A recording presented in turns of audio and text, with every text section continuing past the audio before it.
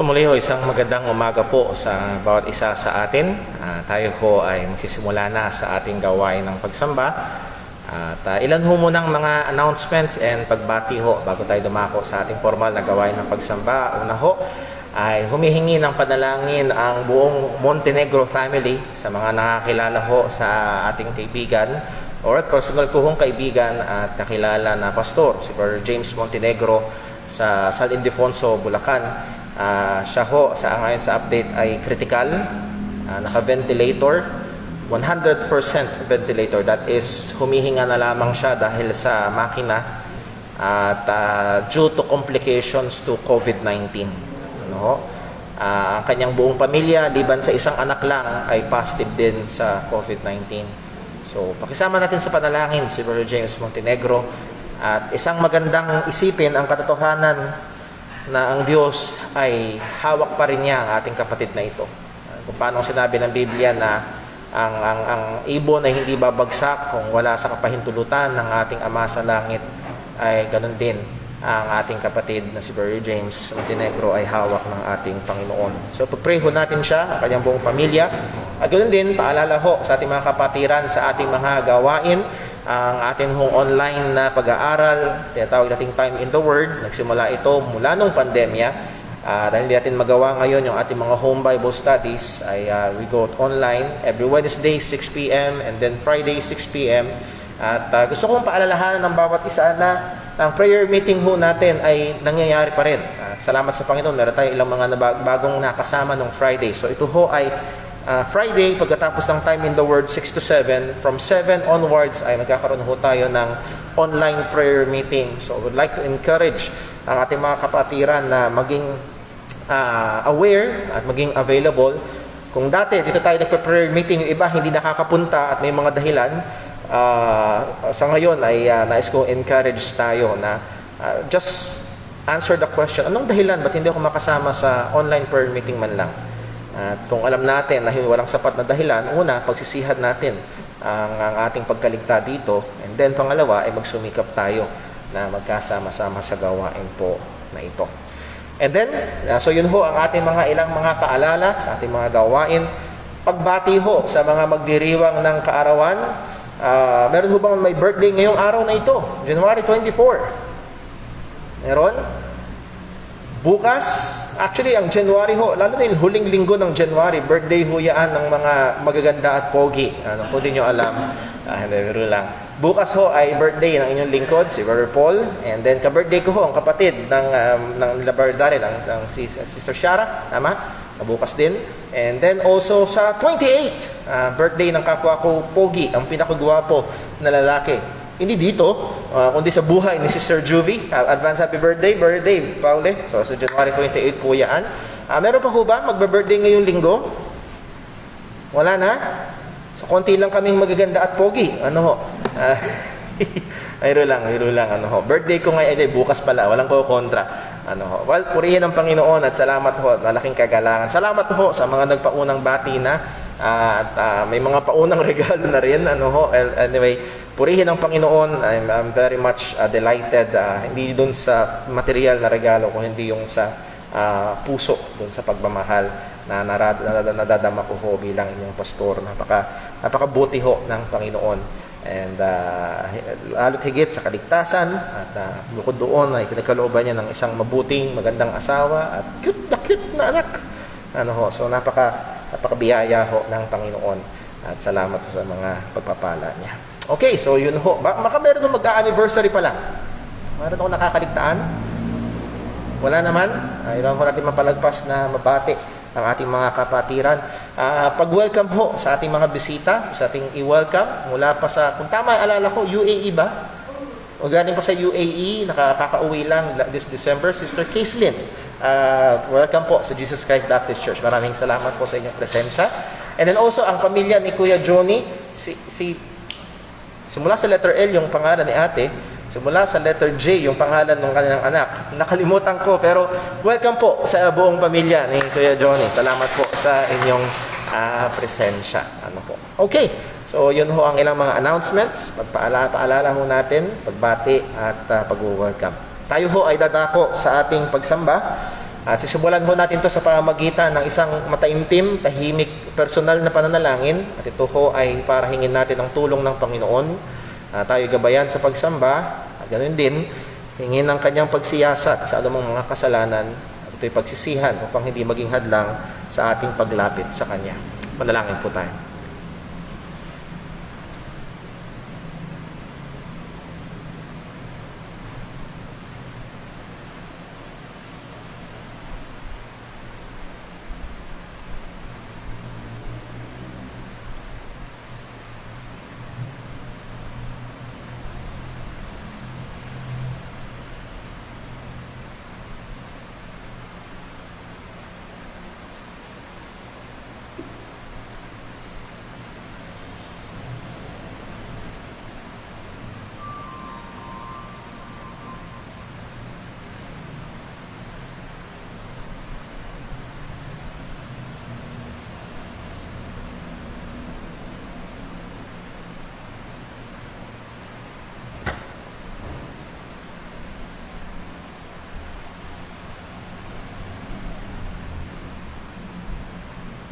Panalangin po tayo. O aming Amang Diyos, kami po ay lumalapit sa iyo.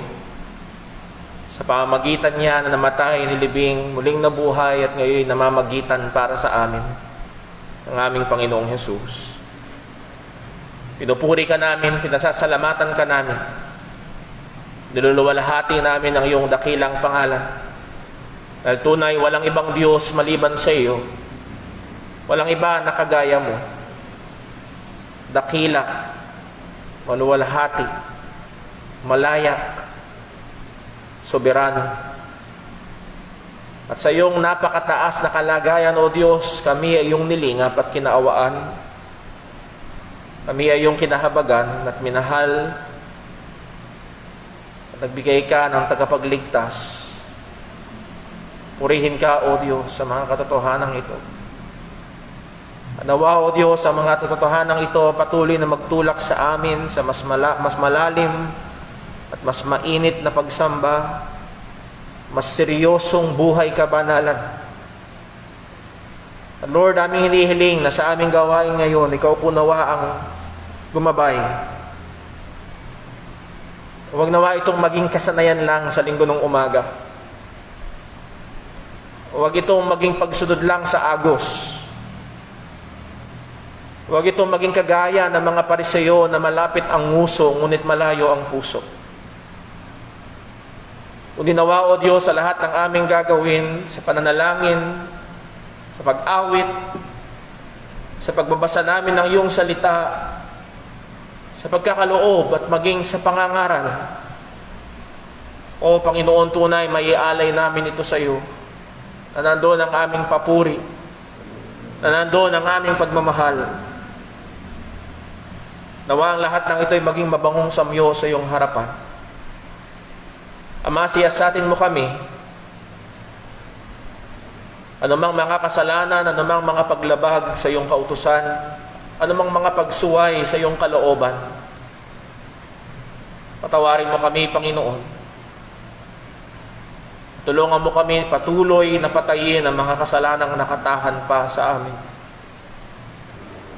Bigyan mo kami ng uhaw at gutom sa iyo. Bigyan mo kami, Panginoon, ng uhaw at gutom sa kabanalan. O Panginoon, bigyan mo kami ng uhaw at gutom sa iyong salita.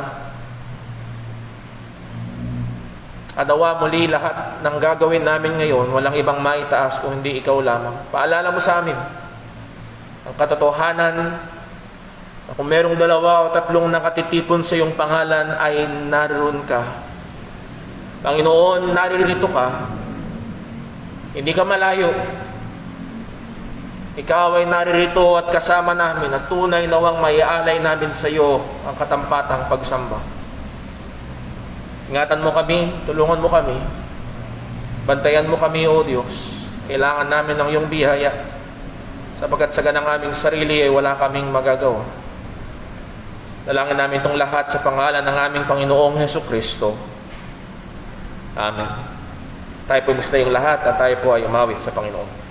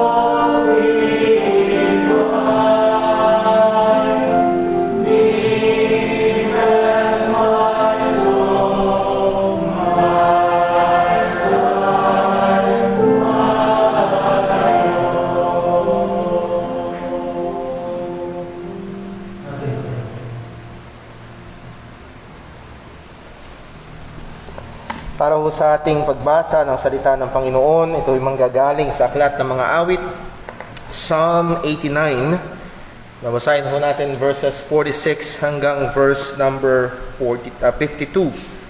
Psalm 89, verses 46 up to verse number 52. Kung yung nakita, wala ho kayong Biblia, ito ho sa ating harapan. Sabay-sabay ho nating basahin. Verse 46, ready, read. How long, Lord, wilt thou hide thyself forever? Shall thy wrath burn like fire?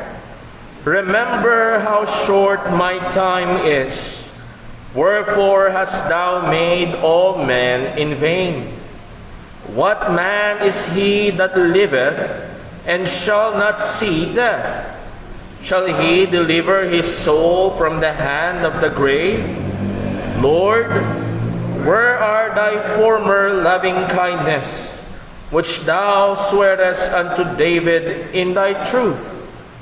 Remember, Lord, the reproach of thy servants, how I do bear in my bosom the reproach of all the mighty people. Wherewith thine enemies have reproached, O Lord, wherewith they reproach the footsteps of thine anointed. Blessed be the Lord forevermore. Amen and amen. Pagpalain po ng Diyos sa pagkabasa ng kanyang mga salita. Tayo po ay muling manalangin. O Panginoon, kami po ay muling lumalapit sa trono ng iyong biyaya sa pamamagitan ng aming tagapamagitan ng aming Panginoong Jesus. At tunay, O Diyos, liban na ikaw ang tumulong, liban na ikaw ang kumilos, liban na ikaw ang gumawa, wala kaming maaasahan, wala kaming pag-asa. Sa anumang kalagayan namin, O Diyos, ito man ay ang pandemya na kasalukuyan na kinakatakutan, ito man ay iba't ibang mga problema na dalahin, oo, maging sa aming personal na pakikipaglaban sa mga nakatahan pang kasalanan sa amin. Panginoon, alalahanin mo po nawa kung gaano kami kahina. Alalahanin mo po na kami ay gawa lamang sa likabok. O Panginoon, kagaya ng aming nabasa sa iyong salita, alalahanin mo po kung gaano kaiksi ang aming oras. Panginoon, ikaw ang gumawa. Tulungan mo kami. Ingatan mo kami. Ilayo mo kami sa kasalanan. O bigyan mo kami ng mas malalim pang pagkamuhi sa kasalanan. Lalo na sa mga nakatahan sa amin. At nawa, O Diyos, sa aming pagsamba ngayong umaga, unay, ang lahat ng papuri ay mauwi sa iyong dakilang pangalan. Nawa, O Diyos, ikaw ang patuloy na mabigyan ng pasalamat, pagsamba, sapagkat ikaw lamang ang karapat-dapat. Ingatan mo kami, O Diyos. Gabayan mo kami. At sa lahat ng ito, Panginoon, patuloy na madakila ang aming Panginoong Jesus. Patuloy na madakila ang iyong pangalan. Ang lahat ng ito'y dalangin namin sa pangalan ng aming Panginoong Jesucristo. Amen. Tayo po patuloy na umawit sa Panginoon.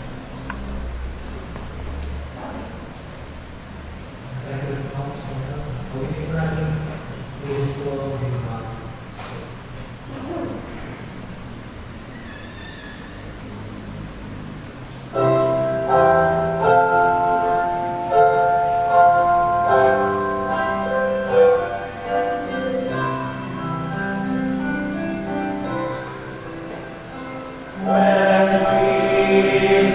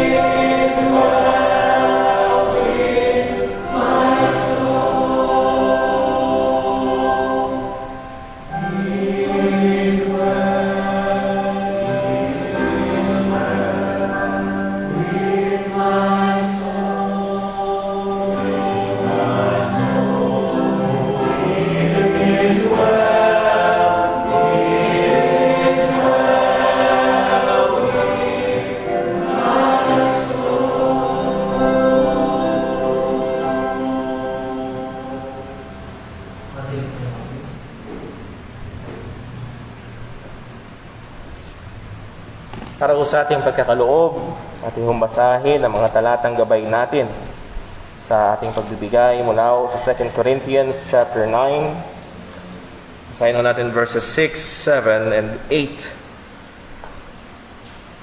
Kung nyo nakita, sabay-sabay ho nating basahin. Ready? Read. But this I say, he which soweth sparingly shall reap also sparingly. And he which soweth bountifully shall reap also bountifully. Every man according as he purposeth in his heart, so let him give, not grudgingly or of necessity. For God loveth a cheerful giver, and God is able to make all grace abound toward you, that ye, always having all sufficiency in all things, may abound to every good work. Nalangin po tayo.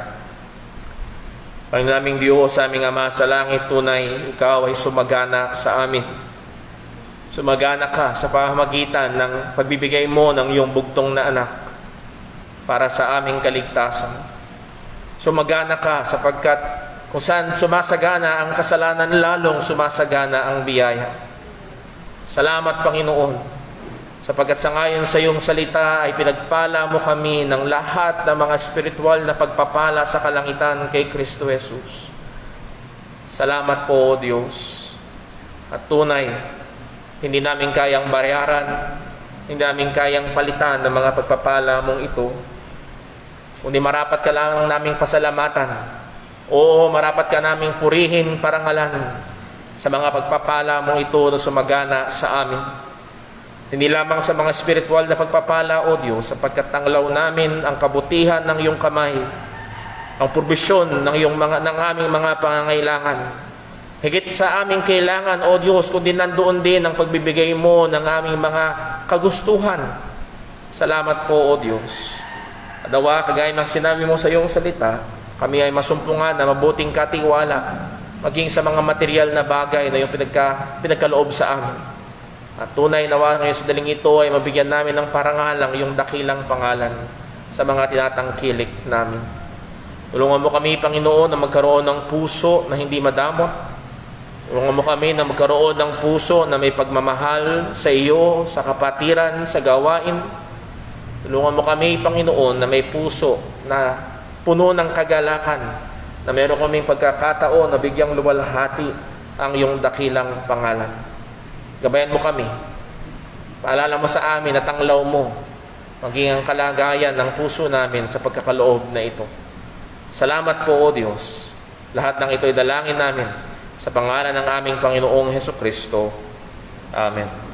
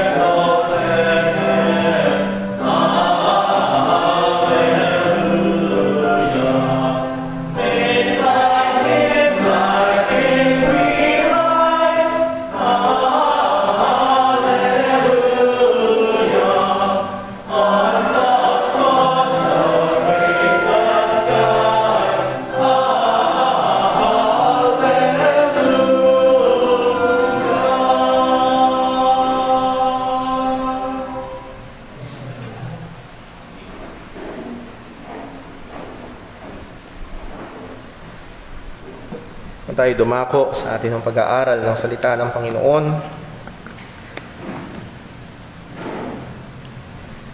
Isa ho sa mga palabas na naging paborito kong panoorin nung ako ho ay bata, maybe around first, second year high school, ay isang palabas na maaaring ayaw ninyo. Ito ho ay ang home TV shopping.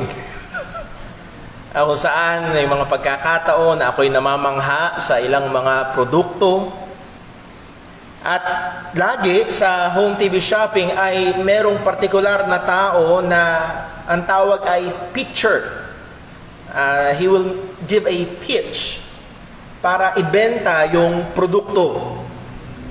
At isa sa mga pangunahing gawain nitong pitcher na ito ay ipakita na kailangan mo yung produkto. Halimbawa na lamang ay wala kang problema sa iyong kusina, masaya kang naghuhugas ng pinggan, gamit mo yung sponge na nabili mo sa tindahan. Bigla niyang sasabihin, ikaw ba ay naghuhugas ng pinagkainan? Ang sponge mo ba ay madaling mabiyak, madaling malamog, madaling masira? Kailangan mo ng Sponge Daddy. At ipapakita sa iyo na ang buhay mo ay kulang, ang kusina mo ay kulang, may problema ka sa buhay pag wala ang Sponge Daddy. But wait, there's more. At yan man ay sponge, yan man ay walis, yan man ay vacuum cleaner, at yan man ay hose, o kaya ang kutsilyo mo ba ay madaling pumurol? You need Miracle Blade. At bibigyan ka, papakita sa'yo may problema ka, may kulang sa buhay mo, kaya mo kailangan ang produktong ito. At kung hindi ka maingat, yung masayang paghuhugas mo, oo nga, kailangan ko. At tatawag ka at bibili ng produkto nila. Now, kaya ko ito sinabi ay sapagkat hindi ganoon ang ating sitwasyon sa spiritual na kalagayan.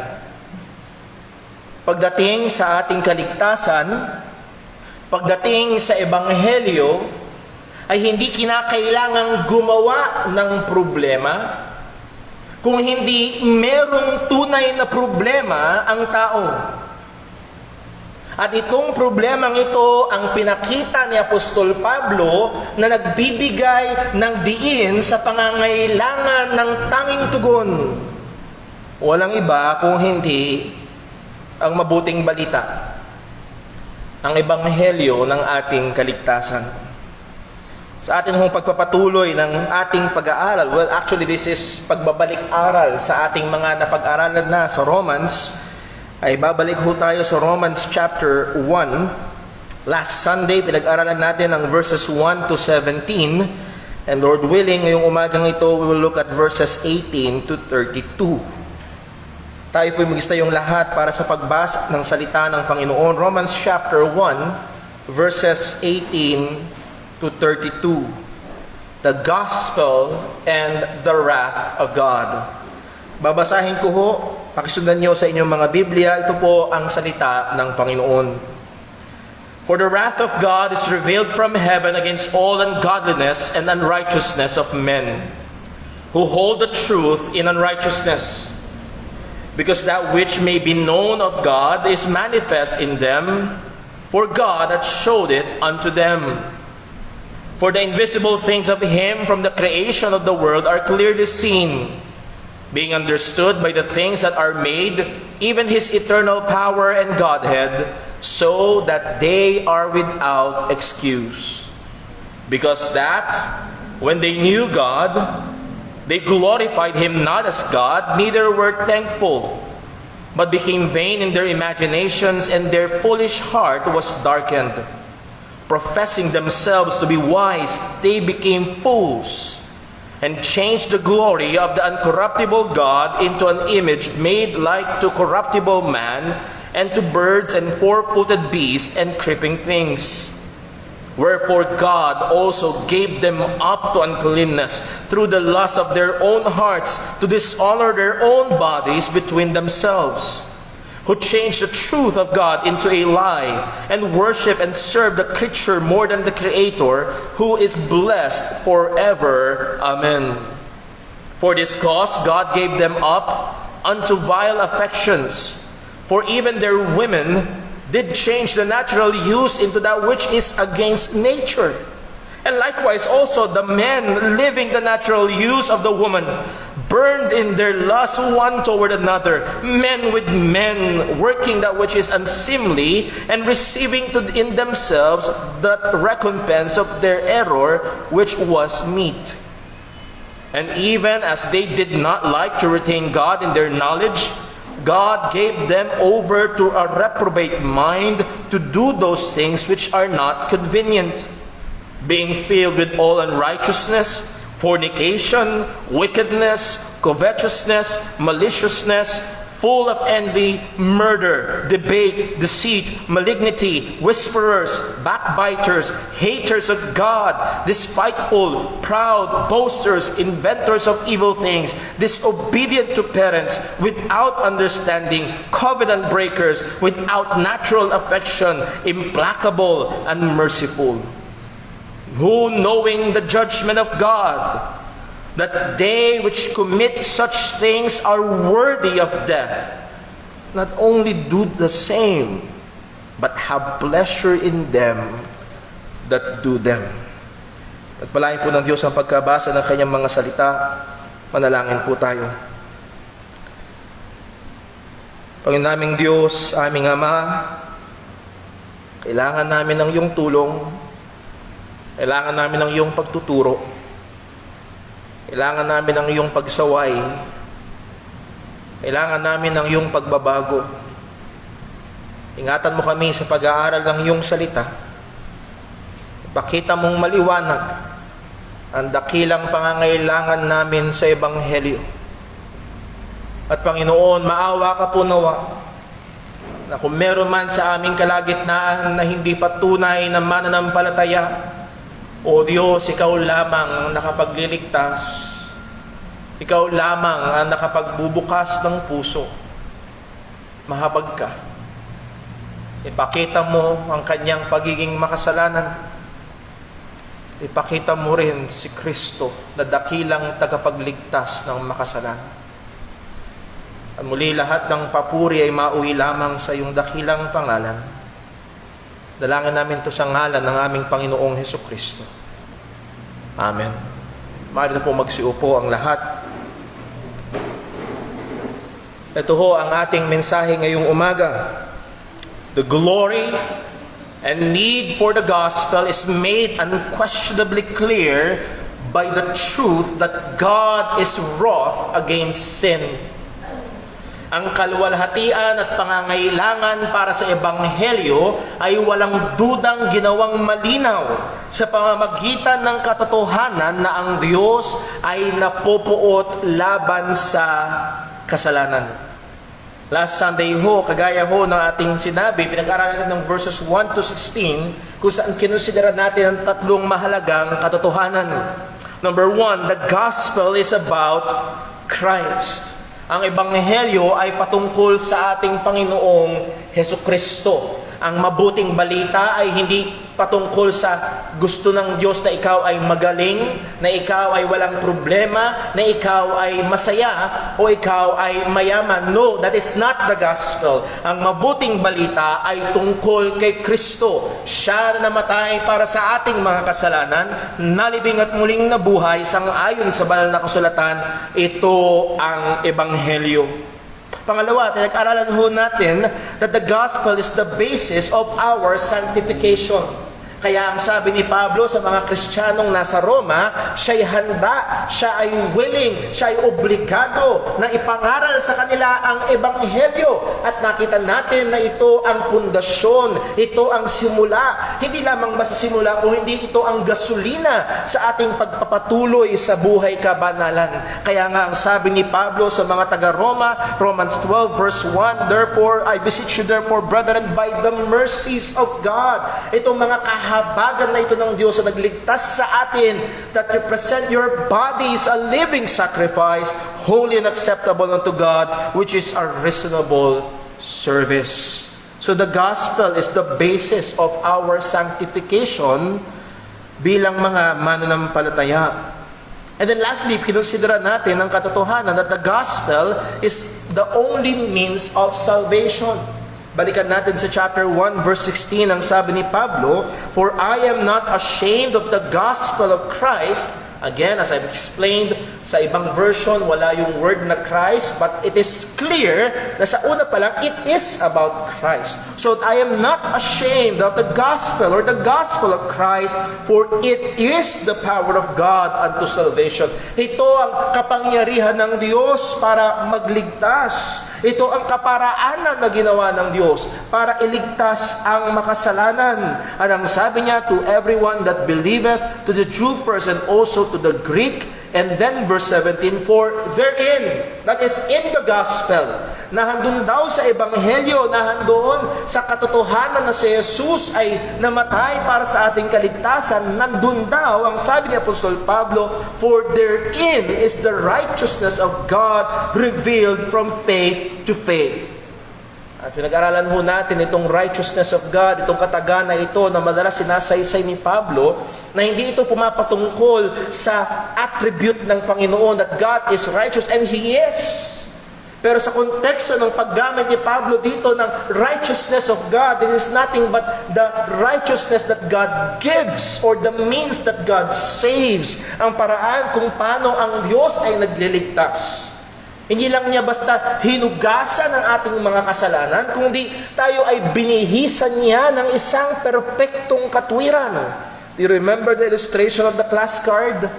Lahat tayo ay may F, falya. Pero hindi lang basta hinugasan ni Jesus yung ating palya.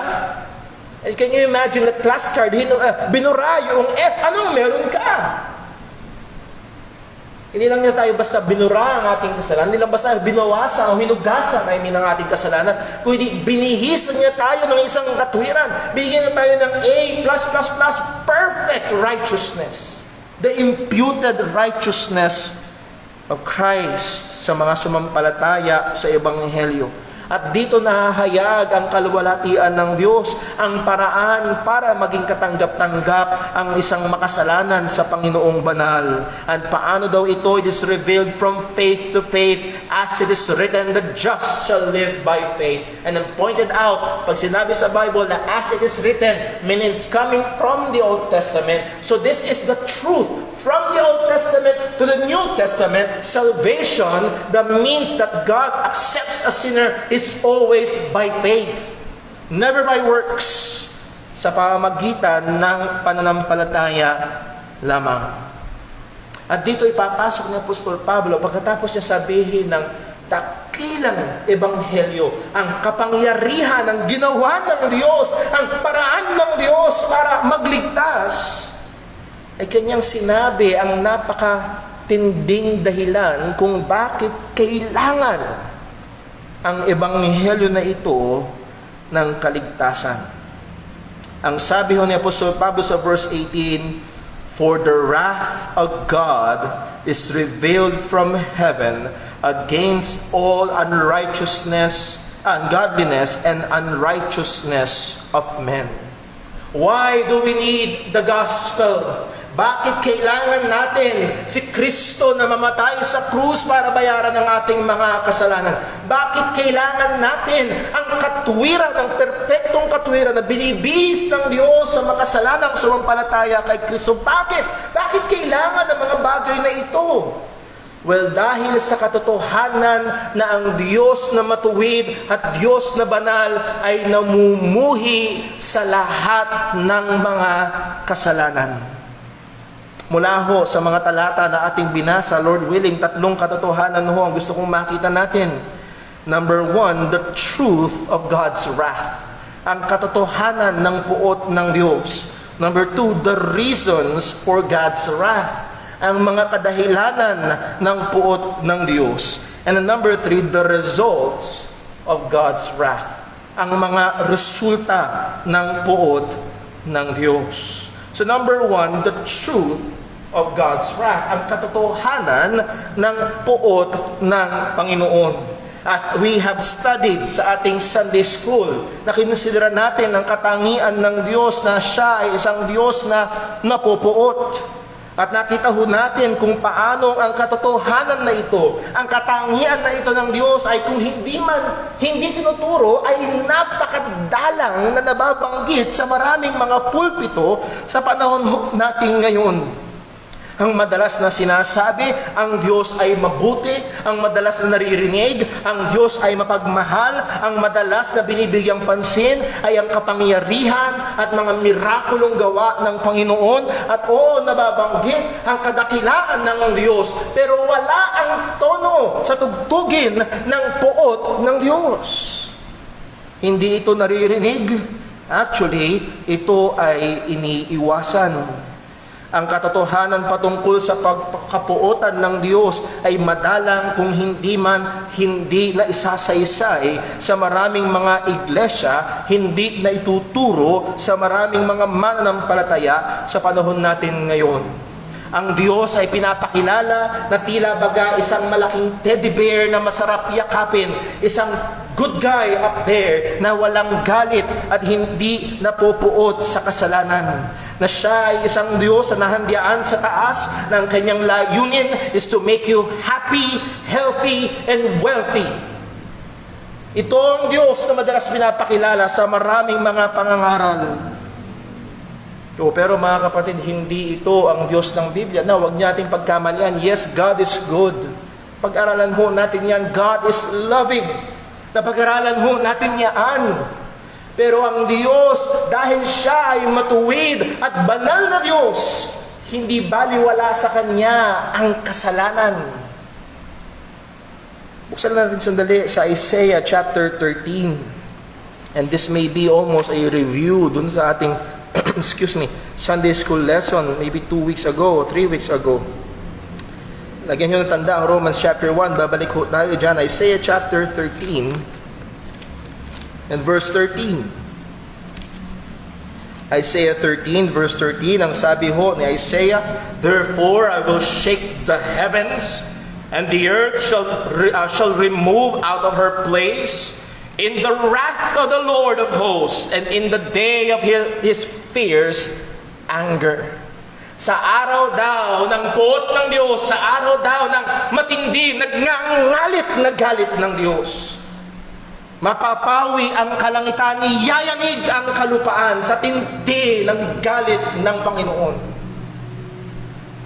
Alam ko ho, sapagkat marami ho sa atin hindi maisip, pagkat tayo ay lumaki sa kaisipan na paggalit, masama. Tama? Na ba ang kabanalan ay larawan ng kawalan ng galit? Kung ano lang ginawa sa'yo, ay okay lang. Actually, mga kapatid, sa Biblia, ang galit ay hindi kasalanan. Ang sabi sa Ephesians, "Be ye angry, and sin not." Magalit ka at may mga pagkakataon na dapat magalit. Pero wag kang magkakasala. At ang problema ho natin, sanay tayo, at nandun tayo sa kaisipan, pag galit tayo, may lisensya tayong gumawa na mali. So, again, in the Bible, anger is not negative. Pero pwede itong magdulot ng mali. Ang pagdating sa Diyos, sa Kanyang kabanalan at katuwiran, nandoon ang Kanyang pagkamuhi at pagkagalit laban sa lahat ng kasalanan. Anong sabi? Balik tayo sa Romans chapter 1, verse 18. "For the wrath of God is revealed from heaven against all ungodliness and unrighteousness of men." Ang Diyos daw ay namumuhi. Namumuhi siya laban saan? Sa malalaking kasalanan? Sa mga mortal sin? No! Siya ay namumuhi laban sa lahat ng kasalanan. Laban sa lahat ng paglabag sa kanyang kautusan. Laban sa paglabag sa kanyang mga kalooban. Hindi baliwala sa Diyos ang kasalanan na ginagawa ng tao. Young people, hindi baliwala sa Diyos ang pagsuway mo sa iyong magulang. Mister, hindi baliwala sa Diyos ang hindi mo pagmamahal kay Mrs. At Mrs., hindi baliwala sa Diyos ang hindi mo pagpapasakop kay Mister. Ang Diyos ay may galit laban sa lahat ng kasalanan. Huwag mo sanang isipin na ang Diyos ay magagalit kung magnakaw ka ng 1,000,000 at baliwala sa iyo kung nagnakaw ka ng 1 piso. Ang Diyos ay galit sa lahat ng kasalanan.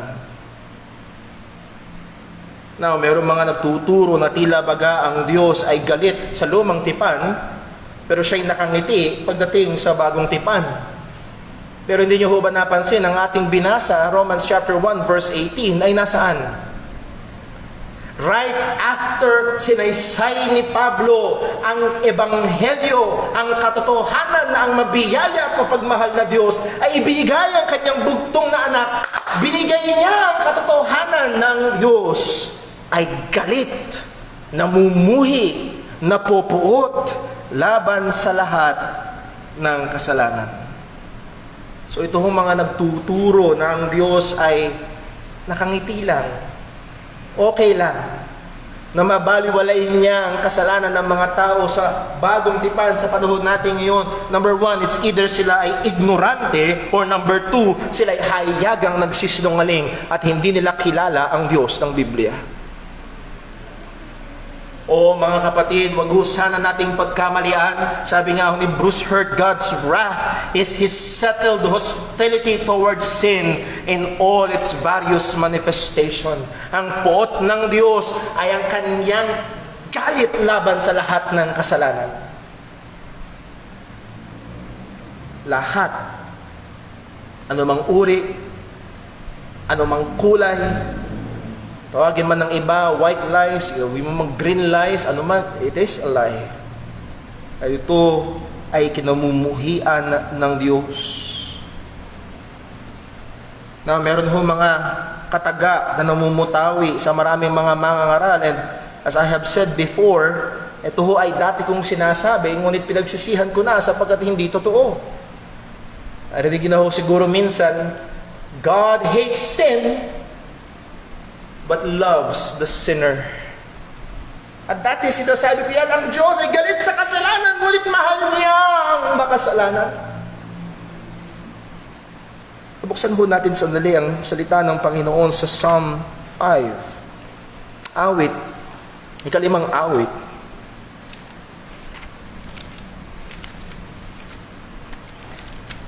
Psalm 5, verse number 4.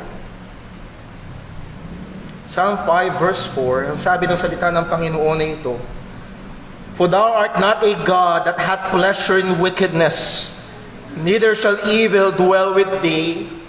Ang Diyos ng Biblia, ang tunay na Diyos ay hindi nalulugod sa anumang mabuti o sa anumang masama.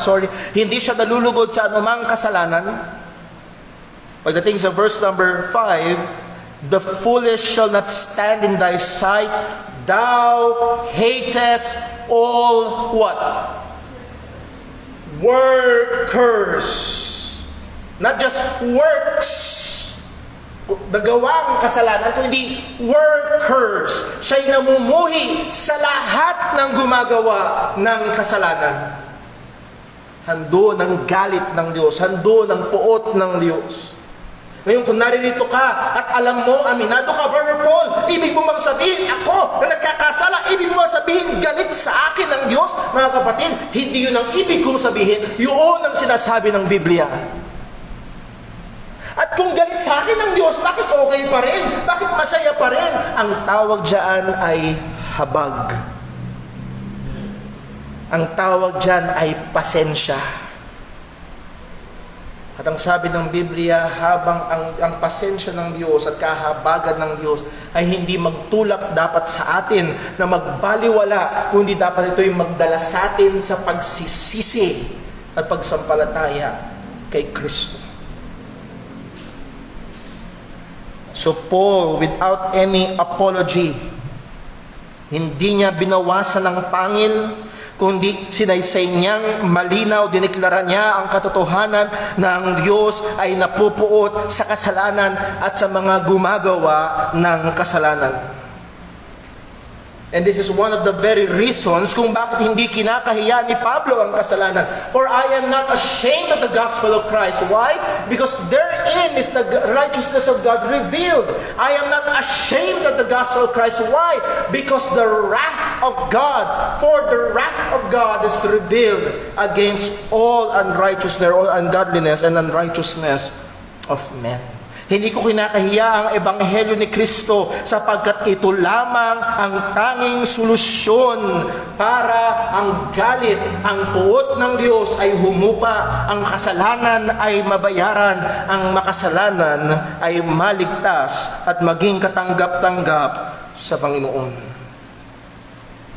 Ang pagiging healthy, happy, and wealthy ay hindi magbibigay ng katugunan sa puot ng Diyos.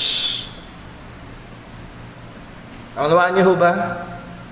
Makamit niyo man ang inyong best life now, makamit niyo man ang milyon-milyon, mawala man ang karamdaman, kayo man ang maging pinakamasayang tao sa buong mundo, hindi pa rin magagamot nito ang katotohanan na ikaw ay makasalanan at ang Diyos ay napupuot laban sa iyo. At ang tanging solusyon dito ay walang iba kung hindi ang ebanghelyo ng ating Panginoong Hesukristo. Let me just give an illustration. I hope na makatulong sa atin. Just imagine, rewind natin 1 year ago. Can you remember January last year? Maaring hindi pa natin, ngayong panahon, January last year, January 25, nagdaos pa tayo dito ng Knowing the Bible Seminar. Guest speaker natin si Brother Doy Ilo, kung paano pag-aralan ng Sagdagwa sa Saturday. At maaaring wala pa sa hinagap natin ang COVID-19. Di ba na lang kung tatok ka sa mga international news? Paano kaya kung January last year, may lumapit sa'yo, naka-uniforming kulay puti, na handun yung kanyang stethoscope, isang doktor, inalok ka, kaibigan, gusto mo ba ng bakuna laban sa COVID-19? 500 pesos lang, lifetime ang epekto. Iba sasabihin mo, anong bakuna, anong COVID-19? Kung kailangan yan. Tama? Dahil nung time na yun, hindi pa natin alam, hindi pa natin ramdam ang epekto ng karamdamang ito. Alam niyo ho, mga kapatid, maraming mga tao, kapag ibinahagi mo ang ebanghelyo, kapag pinakilala mo sa kanila si Jesus na namatay sa krus, sasabihin, yung kailangan yan, okay na ako, mabait naman ako, may religion naman ako, okay na ako, basta wala akong ginagawang masama. Nais kong ipakita sa iyo, ang puot ng Diyos ay naririyan. Ang Diyos ay may galit laban sa lahat ng makasalanan. Kailangan mo si Kristo. Walang ibang tugon, walang ibang gamot, walang ibang paraan para maligtas ang isang makasalanan. Kailangan mo ang ebanghelyo dahil tunay ang puot ng Diyos laban sa kasalanan. Well, number 2, the reason for God's wrath. The reason for God's wrath. Ang rason sa puot ng Diyos. Kapag ang isang tao ho ay nakapatay ng isang tao, at ito'y hindi sinasadya, ang tawag ho dito ay homicide. Tama? Pag sinasadya, ang tawag na dito ay ano? Murder ba? Murder. At ang murder, mayroong kadalasang tinatawag na first degree murder and second degree murder. Pero Paul, mas mainit yung second degree. Actually, hindi. Pag sinabing second degree murder, ito ay sinasadyang pagpatay pero hindi pinagplanuhan. Ako? Hindi aksidente. Yung homicide, nagdadrive ka, pumutok yung gulong, nakabig mo, nasagasaan, aksidente, homicide. Murder, second degree murder, talagang sinadya mo. Kinuha mo yung kutsilyo, talagang itinarak mo doon sa tao, sinadya mo. Pero merong pinakamataas at nandoon ang pinakamatinding parusa sa tinatawag na first degree murder or also known as premeditated murder. Hinintay mo Inobserbahan mo kung saan siya dumadaan, kung anong oras siya umuuwi. Hinintay mo, pinagplanuhan mo yung lugar na walang tao, walang makakarinig, walang makakakita, at talagang hinintay mo siya, at nandun yung galit mo, pag nanasa mo, pinagplanuhan mo na talagang siya ay patayin. That's first degree murder. Ito ang pinakamatindi. Brother Paul, bakit mo sinabi yan? Sapagkat pinakita ni Apostol Pablo ang grabing kasalanan o pagiging makasalanan ng tao na hindi nila aksidente lang nakalimutan ang Diyos, hindi sila nabigla lang na iniwan ang Diyos, kung hindi ang taong makasalanan na kilala nila ang Diyos, na alam nila ang Diyos, na alam nila na kailangan nilang luwalhatiin, purihin, paglingkuran, sampalatayanan ng Panginoon, ay kusa at luong loob nilang tinalikuran ang Panginoon. It is the first degree of denying God. Ang sabi ho ni Pablo sa Romans chapter 1 verse 9, because that which may be known of God is manifest in them, for God hath showed it unto them, for the invisible things of Him from creation of the world are clearly seen, being understood by the things that are made, even His eternal power and Godhead. Pinakita ng Diyos, inireveal ng Diyos yung kanyang sarili. Kaya ho, ang dulo nito, ang sabi ni Pablo, so that they are without excuse. Walang taong makakapagsabi, Panginoon, hindi kasi kita nakita. Ang sabi ng salita ng Diyos, hindi mo ba nakita ang mga ginawa ng Diyos? Pag tumingin tayo sa paligid at inobserbahan natin ang creation, ang sanlilikha ng Diyos ay nagsusumigaw sa isang napakadakilang manlilikha. At ito ay hindi maiiwasang patunay, ebidensya na hindi maikakaila ng tao na alam niya na mayroong Diyos. May mga pagkakataon, si Brother Paul sa pagdadrive, no left, no right turn, kumabig ako pa kanan, hindi ko kasi alam. You can honestly say, hindi ko kasi alam. Tapos tinuro ng enforcer, ayun po ang laki-laki, hindi ko kasi nakita. Nakatingin ako sa taong tumatawid. Hiniwasan ko yung tao. Hindi ako nakatingin doon. Hindi ko alam, hindi ko nakita. Pero nakuha pa rin ang aking lisensya. Pero walang taong makapagsasambit sa harapan ng Lord. Hindi ko kasi alam na nandiyan ka. Hindi kasi siya nakita. Walang makapagbibigay palusot sa harapan ng Panginoon. Alam ng tao. Ang sabi sa verse number 21, Romans 1, because that when they knew God, man knows God. Even logic dictates that there must be God. Those are some classical evidences of the existence of God. One is the argument of life. Only life begets life. Pwede bang ang walang buhay ay magresulta sa may buhay? Even science says ang buhay nanggagaling sa may buhay. Pero maniniwala sila na isang araw may sumabog at pagkatapos ng milyon-bilyong taon, sa saktong temperatura, sa saktong pagkakataon, nagkasama-sama ang saktong mga kemikal, and boom, poof! Nagkaroon ng buhay. By the way, wala silang ebidensya. Walang nakakita, walang CCTV footage. Pinaniniwalaan lang nila. Huwag niyo sabihin na yun ay siyensya at yung sa atin ay pananampalatayang walang ebidensya. Actually, kung gagamitin ang logic ng tao, ang Diyos na buhay ay gumawa ng buhay. Again, ang tao ay walang palusot. They knew God, but what did they do? They glorified Him not as God, neither were thankful, but became vain in their imaginations, and their foolish heart was darkened, professing themselves to be wise, they became fools. Ang tao ay sinasadya na hindi kilalanin ang Diyos. Sinadya ng tao na hindi luwalhatiin ng Diyos. Sinadya ng tao na hindi sumamba sa Diyos. Sinadya ng tao na hindi kilalanin at hindi pasalamatan ang Panginoon.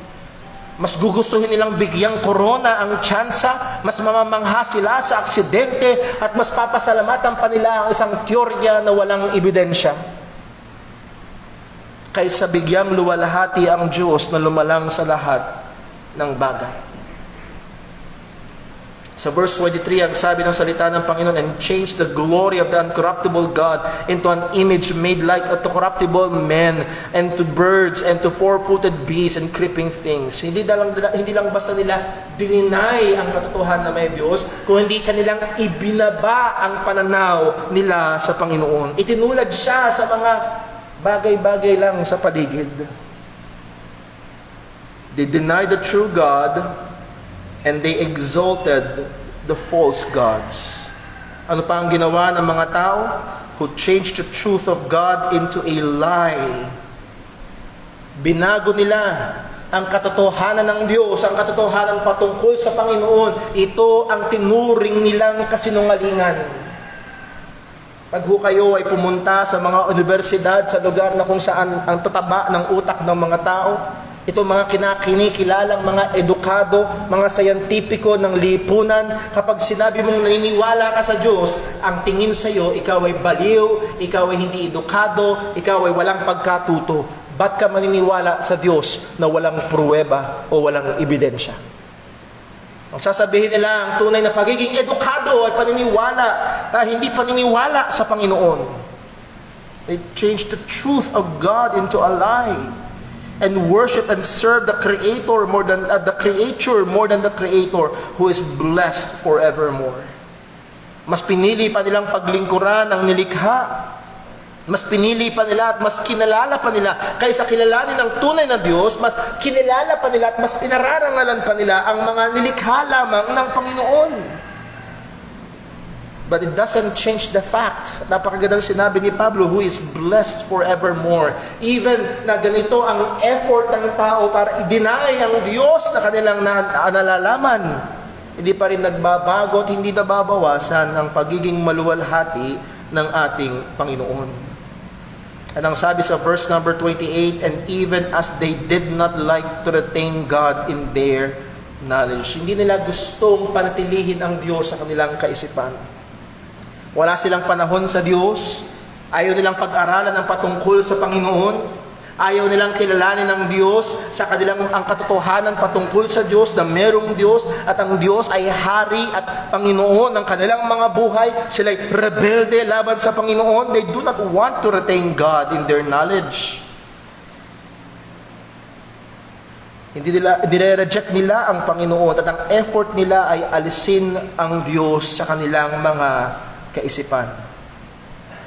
Salamat po sa Panginoon, hindi pa dumarating dito sa Pilipinas, pero kung hindi tayo mag-iingat, parating na dito. Sa Amerika, pwedeng ituro ang kahit anong bagay, pero wag mo ituturo sa pampublikong paaralan ng patungkol sa Diyos. Actually, may mga kurso, may mga layunin talagang naka-built in sa curriculum na tanggalin ang paniniwala sa Diyos sa kaisipan ng mga bata. Layunin nila talaga yun. Nandun yung effort nila. Noong 1882, isang German philosopher na nagngangalang Friedrich Nietzsche ang nagpapopularize ng pasikat ng mga katagang God is dead.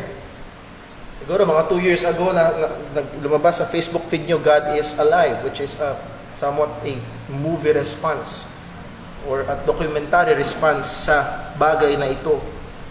At itong kataga na ito ay ine-express ng idea na ang enlightenment, ang pagkatuto ng tao, ang pagkaedukado ng tao, eliminates the possibility of the existence of God. Naniniwala ka lang sa Diyos pag hindi ka edukado.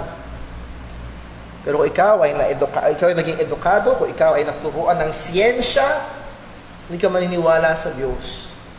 Kaya ang sabi, God is dead.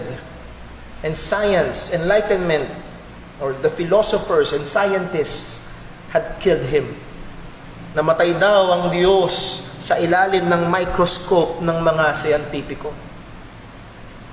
O mga kapatid, ito ay hindi totoo. Anong punto? Ito ang dahilan ng galit ng Diyos. Ang taong kanyang nilikha, imbis na sumamba sa lumikha sa kanya, ay tinanggi at inaayawan ang Diyos na nagbigay sa kanya ng buhay. Ang tao na nilalang sa imahe ng Panginoon ay nagsusumikap alisin ang Diyos sa kanyang kaisipan. Hindi nila pinuri ang Diyos, hindi nila sinamba ang Panginoon, hindi nila pinasalamatan ng Panginoon, at narito ang puot ng Diyos ay nahahayag mula sa langit laban sa kasamaan na ito ng tao. Anong punto? Hindi baliwala sa Diyos ang mga ideya at pagsusumikap ng tao na ikaila ang Diyos at nakawan siya ng kaluwalhatian at pasalamat na karapat-dapat lamang sa Kanya. God is not apathetic. Hindi baliwala sa Kanya ang mga nangyayari sa mga universidad, ang mga itinuturo maging sa ating mga anak, ang mga pinapalamon na impormasyon na available sa social media at sa usual kung saan-saan pa na nagdi-deceive, nagpapakalat ng kasinungalingan na walang Diyos, na lahat ng ito ay aksidente lang. It is the survival of the fittest. It is evolution and so on. Hindi baliwala ito sa Panginoon. Ang Diyos ay namumuhi. Ang Diyos ay nagagalit. Hindi ko makalimutan ang itsura ng aming teacher nung ako'y kailan bang biology? First year, second year. First year, general science. Biology ay second year. Tama? Second year. At yung aming teacher, di ka sabihin kung sino, siya ay isang relihiyosong tao. Ngunit kailangan niyang ituro ang evolution. At hindi ko makalimutan yung kanyang effort. Nagkakautal-utal siya kung paano niya sinusubukang ituturo niya ang evolution na may sumabog at doon nang galing, tapos susubukan niyang ipasok ang tungkol sa Diyos. Actually, may mga nagpapakilalang Kristiyano na pinaghahalo ito, believing in a theistic evolution. O mga kapatid, hindi ito baliwala sa Diyos. Ang puot ng Diyos ay nahayag mula sa langit laban sa lahat ng ayaw kumilala sa Kanya, ng namumuhi sa Kanya, ng ikinakaila siya. Nais ko hong hamunin ng ating mga kapatiran. Turuan natin ng ating mga anak. Maganda yung nabasa ko na sinulat na article ni Matt Chandler. Huwag niyo hayaan ang inyong mga anak na magdesisyon lamang kung anong kanilang paniniwalaan. May mga magulang na ganun, tama? Hayaan ko yung mga anak ko, pag malaki na sila, magdedesisyon sila kung anong gusto nilang paniwalaan. Oh, really? Hayaan niyo ba, Brother Alex, na magdesisyon si Terence? Paano kung siya ay mapaniwala na pag nagtali siya ng bomba sa kanyang sarili at pinasabog niya yung kanyang sarili kasama ang maraming mga tao, siya imumulat sa paraiso kasama ang 70 birhen. Hayaan mo siyang maniwala sa gusto niyang paniniwala. Oh, mga kapatid, mga magulang, itanim natin sa mga anak. Let's make effort. Yes, alam ko ho, dagdag effort ang pagtuturo ng module sa mga bata. Pero wag natin kaligtaan ang importansya, ang responsibilidad na ibinigay sa mga magulang na ipakilala, ipamulat, ituro, itanim ang katotohanan patungkol sa Diyos sa puso at isip ng mga bata. O wag sa nating isipin ang tanging obligasyon ay mapag-aral lamang sila. Mabigyan lang sila ng magandang bukas. Makatapos, makapagtrabaho, maging milyonaryo. Ngunit kung hindi nila kinikilala ang Diyos, ang puot ng Diyos ay nasa kanila. The reason of God's wrath, ang hindi pagkilala ng tao sa Diyos. Kung naririto ka, kaibigan, hindi mo pa rin kinikilala ang Diyos. Hindi mo pa rin kinikilala si Kristo. Ang puot ng Diyos ay nasa iyo. And lastly, dito tayo matatapos. The result of God's wrath. The result of God's wrath. It is judgment. Hindi ito baliwala sa Diyos. At huwag natin isipin na ang Diyos ay galit lang, wala siyang ginagawa. Ang sabi ng salita ng Panginoon, verse number 24, Romans chapter 1, verse 4, God also gave them up to uncleanness through the lust of their own hearts to dishonor their own bodies between themselves.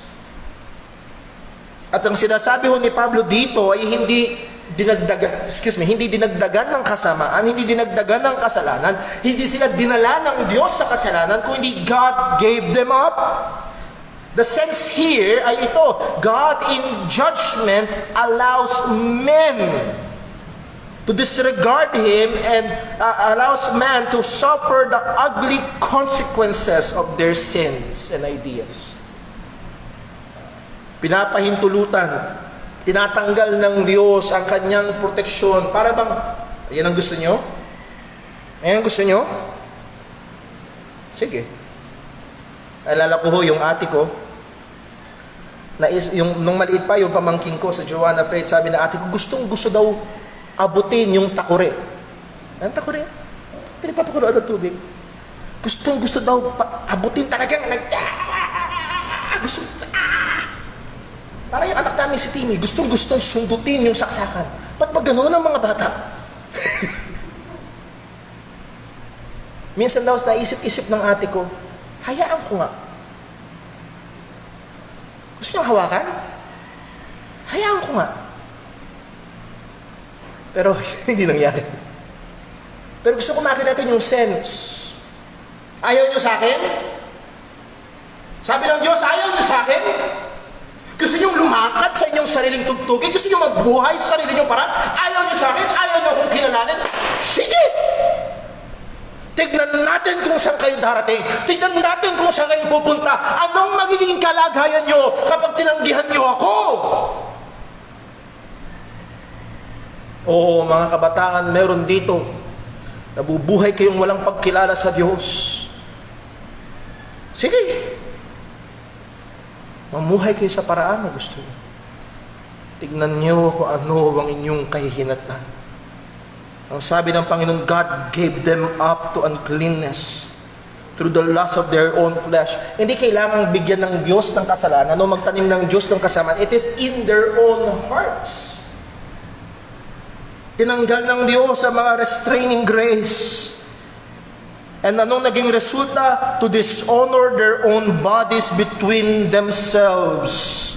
O wag sana nating isipin na ang idea patungkol sa Diyos ay hanggang idea lamang.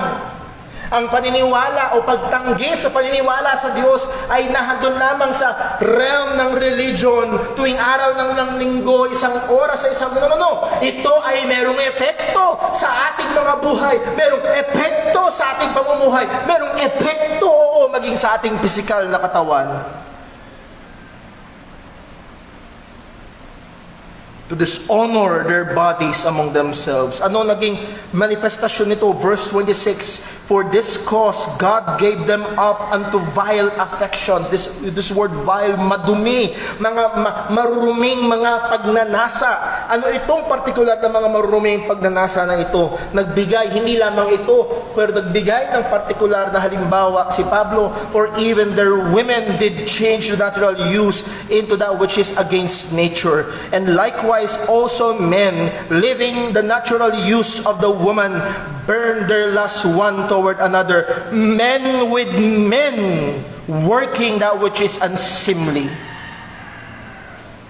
Sounds familiar? Men with men, women with women. Ang paglaganap na ito ng homosexuality, lesbianism, LGBTQIA++, ay hindi senyales ng pag-abante at paglaganap ng matinding karunungan. Hindi ito senyales ng pagbuti ng kultura. Ito ay senyales ng hatol ng Diyos. Huwag sana natin isipin na, well, di ba ang Diyos ay pagmamahal? Yes, God is love. Well, mahal ko siya, mahal niya ako. Kaya lang may problema, pareho kayong lalaki. Oh, mga kapatid, hindi ito senyales ng paglaganap ng pagmamahal ng Diyos, kundi senyales ito ng hatol ng Panginoon. Ito ay taliwas sa kanyang kalooban. Ang propagasyon ng homosexuality ay senyales ng hatol ng Panginoon. Anong sabi sa verse 28? And even as they did not like to retain God in their knowledge, ayaw nilang panatilihin ng Diyos sa kanilang kaisipan. Ano naging resulta? God gave them over to a reprobate mind. Ayaw niyong panatilihin ng Diyos sa inyong kaisipan? Ipinahayaan sila ng Diyos sa kanilang masamang kaisipan. May tanong minsan sa apologist na si Ravi Zacharias, ang tanong ng lalaki, bakit ba kayo natatakot? Bakit ba kayo parang takot na pag hindi naniwala sa Diyos, hindi naniwala sa Biblia, para bang magiging napakasama ang mga tao? Sabi niya, hindi ko naniwala ng ganon, kasi mga sibilisadong tao tayo. Ano yung sagot ni Ravi Zacharias? Sabi niya, nilalak mo ba ang pintuan mo paggabi? Sino nilalak ng pintuan paggabi? Bakit?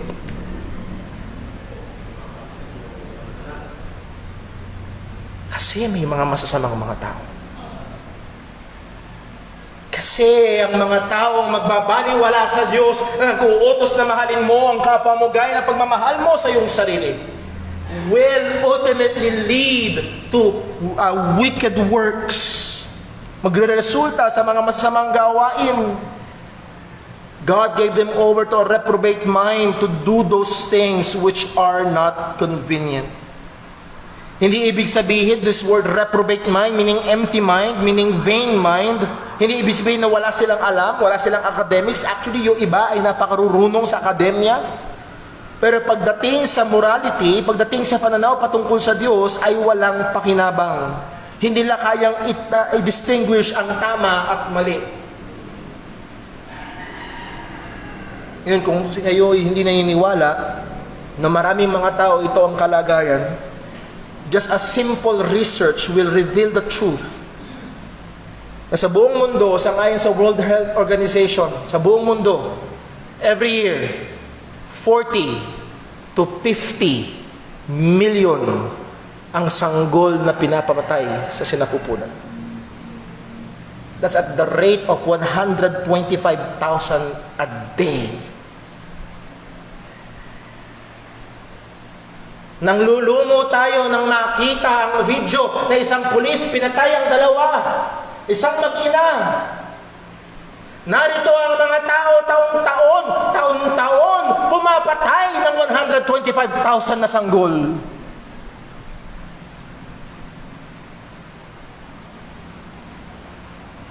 At alam niyo ho, meron pang mga mambabatas na sinusubukan mag-forward. Salamat sa Diyos, hindi dito sa Pilipinas.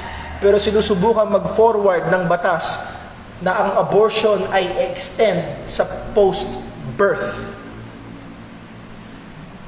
6 to 12 months. Naintindihan niyo ba ang ibig sabihin? Yung abortion sa ngayon, papatayin ng sanggol hanggang nasa tiyan. May nagsusubok mag-forward ng batas na kahit nailuwal na ang sanggol hanggang 6 months, hanggang 12 months old, may protection pa rin ng batas na patayin ng bata.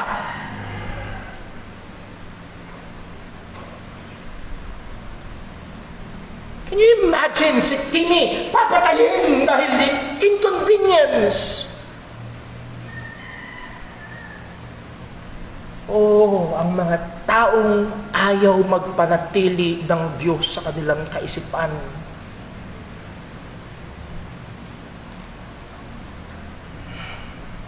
Pumunta ho tayo sa ating bayan.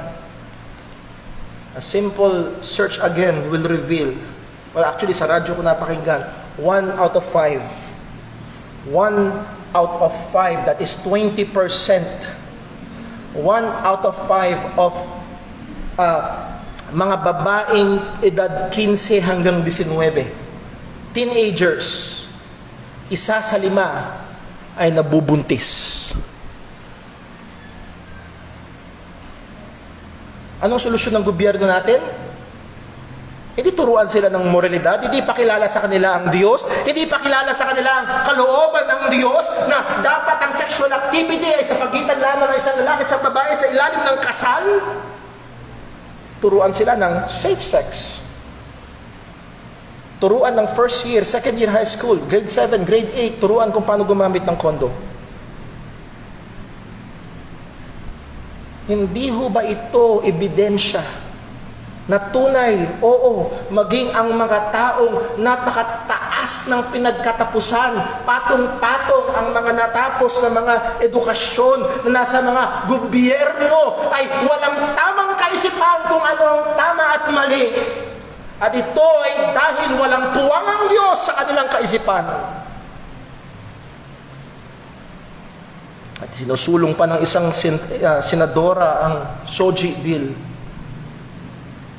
Ayun nyo sa SOGI bill, kung di nagkakamaling tanda sa nabasa ko sa Canada, ang SOGI bill sa Canada, ang mga batang kagaya ho nilang dalawa ay tuturuan. Ay, ikaw, baka hindi ka lalaki. And that's brainwashing. Isinusulong ng isang senadora. Hindi natin sinasabing ipako sa krus ang mga lesbian and homosexual. Mahal natin sila, mahal sila ng Panginoon. Kailangan nilang ebanghelyo. Pero ang punto'y ito, kilalanan natin ng Diyos. Kilalanan natin ang Diyos na nagsasabing ang kasalanan ay kasalanan at ang gusto niya sa atin ay kabanalan at sumunod tayo sa kanyang kalooban. Anong sabi ng salita ng Diyos? Anong resulta nito? Dahil ayaw ng tao na i-maintain ang Diyos sa kanilang kaisipan. Bilisan ko na lamang ho. Verse 29 and verse 31, they will be filled with different unrighteousness. Anong resulta? All unrighteousness, fornication, wickedness, covetousness, maliciousness, and so on and so forth. Ang pag-aalis ng Diyos sa kaisipan ay pagreresulta sa pagtindi sa kasamaan at paglubog sa kasalanan. Again, ito ay sadyang ginawa ng tao. At ang sabi sa verse 32, who knowing the judgment of God, alam nila ang hatol ng Diyos. Alam nila na ang Diyos ay hahatol at magdadala sa impyerno. Alam nila na ang Diyos ay may puot. Who knowing the judgment of God. What is the judgment? That they which commit such things are worthy. Alam nila. But anong sabi ng salita ng Panginoon? Not only do the same, but have pleasure in them that do them. Alam nila na ang Diyos ay galit sa kasalanan. Alam nila na ang Diyos na ay ayaw ng mga kasamaan. Pero kahit alam nila ito at alam nila may parusa ang Panginoon, ginagawa pa rin nila. At hindi lang basta nila ginagawa. They approve. They look with pleasure those that do them. Mga kapatid, kung hindi tayo mag-iingat, maging ang mga nagpapakilalang Kristiyano ay pwedeng mahulog dito. Nawa, anong magiging resulta? Ang final na resulta ho nito ay dadarasin nila ang walang hanggang puot ng Diyos.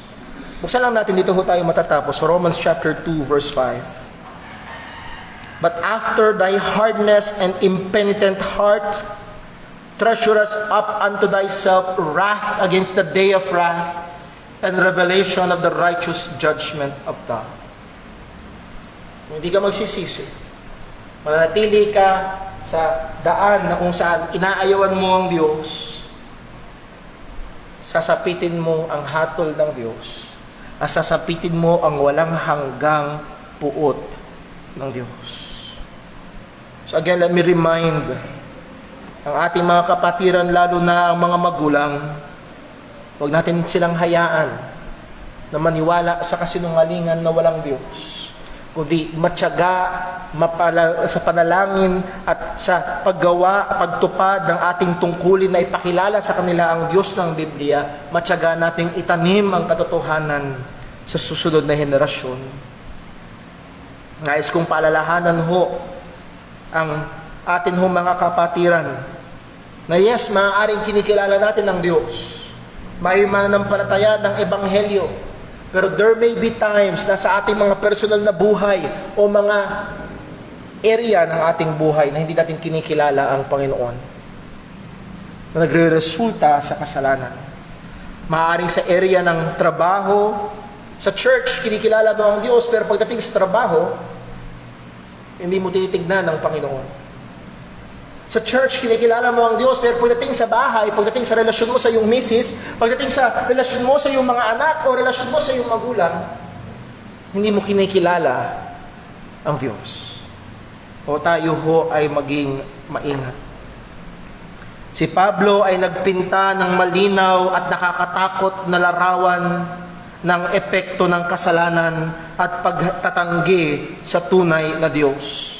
Anong resulta nito? Ang puot ng Diyos and ultimately, ang puot ng Diyos sa impyerno. And again, babalik ho tayo kung saan tayo nagsimula. Ano ang tanging solusyon? Ang Ebanghelyo ng ating Panginoong Hesukristo. Mag-e-election tayo next year. Hindi bagong presidente ang solusyon. Ang Ebanghelyo ng ating Panginoong Hesukristo. Ang tanging solusyon sa kasalanan, ang tanging magpaalis ng puot ng Diyos, ay walang iba kundi si Jesus na namatay sa krus at muling nabuhay. Nawa ang bawat isang naririto ay tunay na sumasampalataya kay Kristo. Let's pray. Panginoon naming Diyos, aming Ama sa langit, salamat po sa mga paalala mo, sa katotohanan na ito. At tulungan mo kami, O Diyos, na kilalanin ka. Kilalanin ka bilang ikaw ang tunay na Diyos na may lalang ng lahat ng bagay. At kilalanin ka rin bilang Panginoon ng lahat ng aspeto ng aming mga buhay. O Panginoon, turuan at tulungan mo kami na itanim, matyaga, masipag at tapat na itanim ang iyong katotohanan sa mga susunod na henerasyon. Nakakatakot po, O Panginoon, ang haharapin ng susunod na henerasyon na padami ng padami ang mga tao na nagkakaila sa iyo. At tulungan mo kami na lalong maging matapat sa tanging gamot, sa tanging solusyon. Walang iba kung hindi ang iyong binigay na kaligtasan sa pamamagitan ng Ebanghelyo ng aming Panginoong Hesukristo. Gamitin mo kami, O Diyos. Bigyan mo kami ng lalo pang sipag, lalo pang init, na makita ng pangunahing pangangailangan ng aming mga mahal sa buhay, ng aming mga kaibigan, ng aming mga kapitbahay, ng aming mga trabaho. Ang unang lang pangangailangan ay hindi kalusugan, hindi pera, hindi kasiyahan, kundi ang Ebanghelyo ng aming Panginoong Hesukristo. O Panginoon, bigyan mo kami ng puso na may pagnanasa, na may pagmamahal sa mga hindi pa nakakakilala sa iyo. At nawa, patuloy mo kaming gamitin para ang katotohanan patungkol sa iyo ay maihayag at maitanim sa mga susunod pa na henerasyon. Tulungan mo kami na mamuhay sa katotohanan ito. Kilalanin ka hindi lamang sa isip, kundi kilalanin ka maging sa aming pang-araw-araw na buhay. Marinig hindi lamang sa aming bibig, kundi makita sa aming mga ginagawa na meron kaming Diyos na kinikilala, na meron kaming Diyos na sinasamba. Dalangin namin ito lahat sa pangalan ng aming Panginoong Hesukristo. Amen. Tayo po ay tumiyong lahat at tayo po ay umawit sa Panginoon.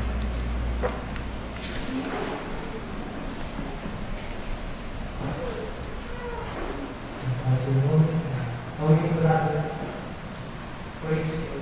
Praise you.